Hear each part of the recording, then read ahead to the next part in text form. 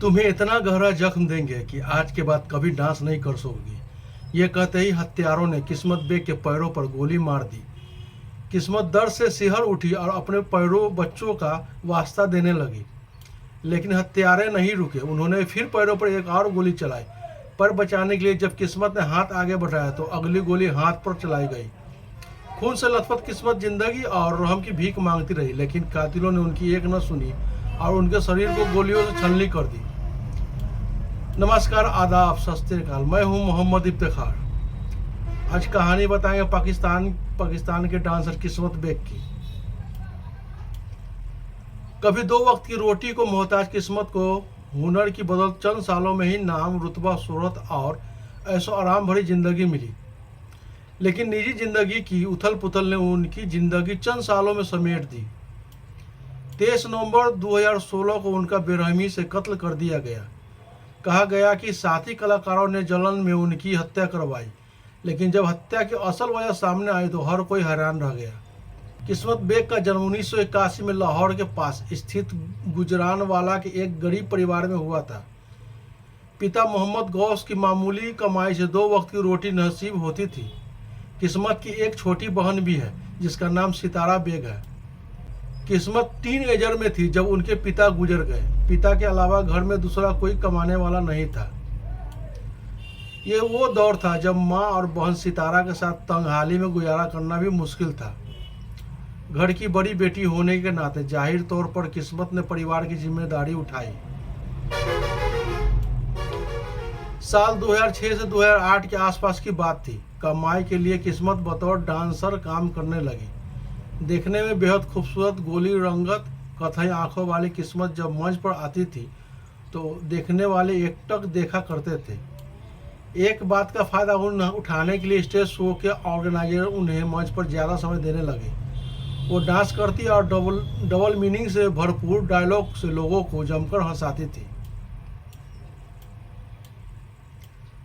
चंद सालों में ही किस्मत की गिनती पाकिस्तान की मशहूर डांसर्स में होने लगी।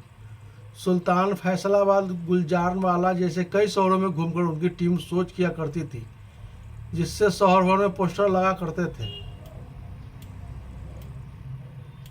कुछ समय तक गुजरानवाला में नाम कमाने के बाद किस्मत ने 2012 में लाहौर के मुगलपुरा इलाके में किराए पर घर लिया।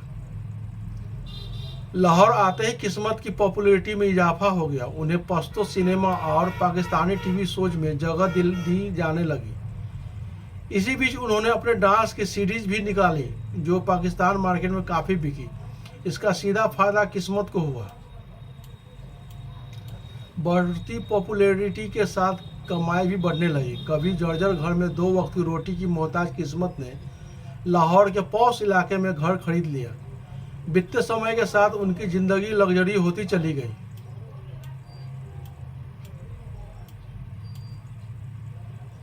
फैसलाबाद के रईस businessman Rana Muzammil show organise करवाने में भी पैसे दिया करते थे।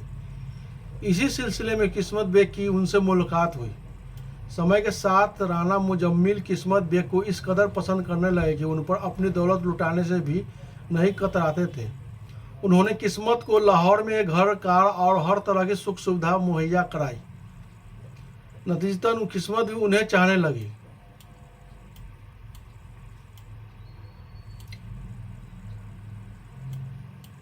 किस्मत बेग ने राना मुजम्मिल से शादी की थी, जिससे उन्हें दो बच्चे भी हुए। शादी के चंद साल ही बीते थे कि किस्मत बेग और पति राना मुजम्मिल के बीच मतभेद होने लगे। शादी के कुछ सालों बाद ही दोनों अलग रहने लगे। राना मुजम्मिल फैसलाबाद में रहते थे जबकि किस्मत लाहौर में।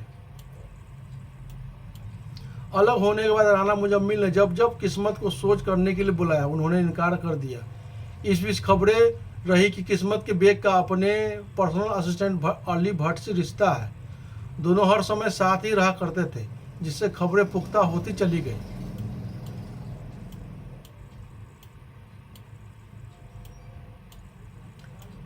किस्मत के आने से कई जमी जमाई डांसर का काम बंद हो गया था, जिससे कई डांसर उनसे चिढ़ती थी। कई बार उनके साथी कलाकारों से भी झगड़े हुआ करते थे। साथ काम करने वाले ज़्यादातर लोग उन्हें पसंद नहीं करते थे। नवंबर 2016 की बात है। एक प्रोग्राम से लौटते हुए किस्मत ने देखा कि कुछ बाइक सवार उनका पीछा कर रहे हैं। उन्होंने घर पहुंचते ही मां से कहा कि कुछ लोग मेरी जासूसी कर रहे हैं। तब से ही किस्मत डरी सहमी रहने लगी थी। 22 नवंबर को भी किस्मत की कार पर हमला हुआ था। वो हड़बड़ाहट में घर पहुंची थी। 23 नवंबर को लाहौर में किस्मत बेग अपने स्टेज शो में पहुंची थी। जैसे ही उनकी कार घर के लिए रवाना हुई, थिएटर में उनका इंतजार करने वाले हमलावरों ने पीछा करना शुरू कर दिया। किस्मत की कार हरबंसपुरा पहुंच चुकी थी, जहां उनका घर था। घर से चंद मीटर ही बचे थे कि बाइकर सवारों ने उनकी कार रुकवा ली। जब अली भट्ट ने डर से कार के शीशे नहीं उतारे तो उन लोगों ने कार के शीशे तोड़ दिए। शीशे तोड़ते ही उन लोगों ने किस्मत बेग के पैर पकड़े और उन्हें घसीटकर कार से नीचे फेंका। किस्मत ने भागने की कोशिश की, लेकिन हमलावर उन पर हावी हो गए। सब पहले उन लोगों ने अली भट्ट पर गोलियां चलाई, जिससे वो जख्मी हो गए। अगला निशाना किस्मत बेग थी। 3 हमलावरों में से एक ने किस्मत से कहा, तुम ऐसा जख्म देंगे कि आज के बाद कभी डांस नहीं कर सकोगी। यह कहते ही उन लोगों ने किस्मत के पैर में गोली चला दी। किस्मत दर्द से कहरा उठी और जान बख्शने की मिन्नतें करने लगी। दूसरी गोली भी पैर पर ही मारी गई, मानो हमले का मकसद ही उनके पैरों को जख्मी करना हो। जैसी किस्मत ने पैर बचाने के लिए हाथ बढ़ाया तो पहले उनके हाथ में गोली मारी गई और फिर उनके शरीर पर एक एक कर 8 गोलियां चलाई गई।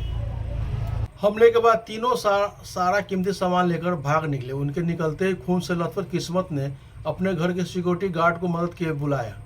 गार्ड किस्मत और अली को सर्विस अस्पताल ले गया, जहां 8 घंटे की सर्जरी के बावजूद किस्मत को बचाया नहीं जा सका। हालांकि चंद घंटों में अली भट्ट खतरे से बाहर आ गए। इस हत्याकांड की खबर पूरे पाकिस्तान में आग की तरह फैल गई। यह पहला मामला नहीं था जब किसी पाकिस्तानी कलाकार की हत्या हुई थी। 15 जुलाई 2016 को ही एक्ट्रेस और मॉडल कंदील बलोच की हत्या हुई थी। वहीं टीवी एंकर सना फैजल की भी चंद दिनों पहले ही हत्या हुई थी। पाकिस्तानी एक्ट्रेस नादिरा, यास्मीन, करिश्मा, संगम, आरजू जैसी दर्जनों एक्ट्रेस की भी हत्या की गई थी।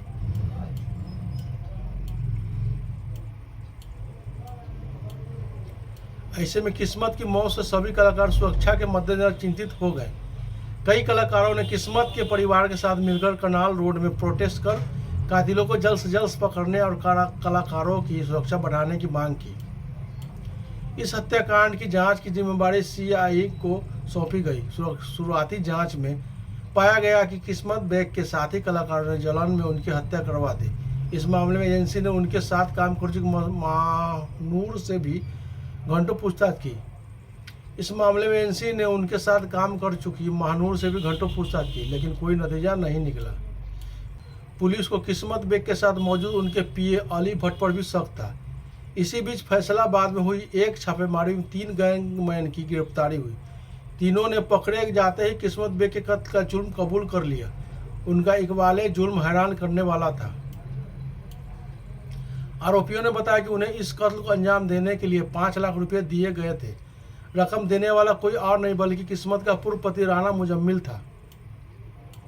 जब राना मुजम्मिल की गिरफ्तारी हुई तो उसने कहा कि वो किस्मत को मरवाना नहीं चाहता था। वो चाहता था कि किस्मत के पैर खराब कर दिए जाए, जिससे वो कभी डांस न कर सके। राना मुजम्मिल के बयान के अनुसार उसे इस बात का गुस्सा था कि किस्मत का उनके PA से संबंध था और उसने फैसलाबाद आकर परफॉर्म करने से इनकार कर दिया था। किस्मत बेग की मौत के बाद उनकी बहन सितारा बेग ने उनकी जगह ली और डांस में करियर बनाया। जब मामला कोर्ट पहुंचा तो आए दिन कोर्ट कचहरी के चक्कर काटने से तंग आकर किस्मत की मां ने कातिलों को कोर्ट में माफ़ी दे दी। सभी कातिलों को बरी कर दिया। खबरें रही कि परिवार ने कातिलों की दौलत से डरकर आउट ऑफ कोर्ट सेटलमेंट किया है। हालांकि परिवार इन आरोपों को नकारता आया। अभी के लिए बस इतना ही। फिर दूसरे खबर के लिए हम आएंगे।